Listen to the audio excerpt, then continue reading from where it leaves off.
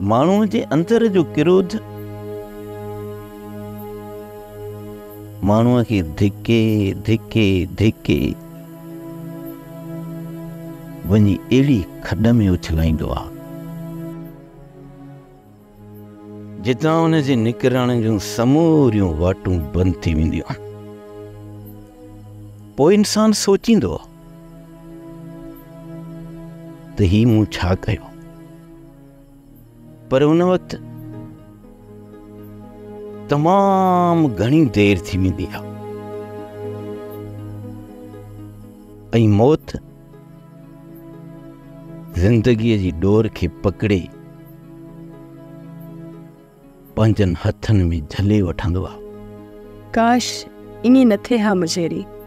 माण्हू पंहिंजी मंज़िल ते वञण खां पहिरियां माण्हू पंहिंजी हिर्स ऐं हवस खे छो नथो क़ाबू करे सघे।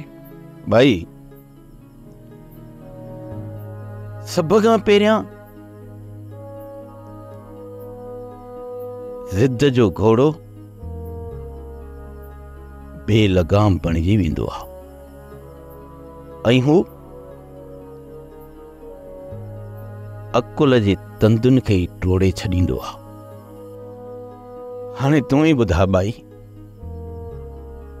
पोइ केरु आहे जेको उन जे मथां क़ाबू पाए? ऐं हो तूं बि हिन वक़्तु ज़िद जे उन बेलगाम घोड़े ते सुवार थी वेठो आहे जो हू जेसि ताईं उन घोड़े तां किरंदो न तेसि ताईं कॾहिं बि उन जो अकुल उन जो साथ कोन ॾींदो। मुझेरी जेको न तुंहिंजो फर्ज़ हुयो उन खां वधीक तो हुन ते ज़ोर लातो आहे। हाणे भले छॾीस त वञी झर जांगे अचे, पोइ ख़बर पवंदसि। किथे ईंदो भाई? हाणे कोन मोटंदो। ऐं हाणे त हुननि जा लाश बि असांखे दफ़नाइण लाइ हथ कोन ईंदा। रेगिस्तान जी वारी हुननि जे लाशनि खे लटे उन्हनि जे क़ब्रुनि जा निशान बि ज़ाहिर करण कोन ॾींदी त तलवारी पाणीअ लाइ तड़पी तड़पी हूअ इंसान जो रत पी ऐं पोइ पंहिंजी उञ बुझाईंदी आहे। हाणे तूं ई सोच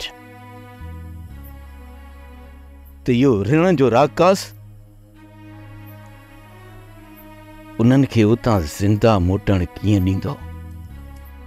हू उन्हनि जी रत पीअंदो ऐं पंहिंजी उञ बुझाईंदो। सोप सीरियल मोहब्बतुनि जो माग तमाम एपिसोड्स ॾिसो हाणे HD क्वालिटीअ में। विज़िट करियो असांजो YouTube channel Sindh TV HD drama. Subscribe कयो असांजो official YouTube channel Sindh TV HD drama ऐं वधीक अपडेट लाइ बेल आइकन खे क्लिक करियो।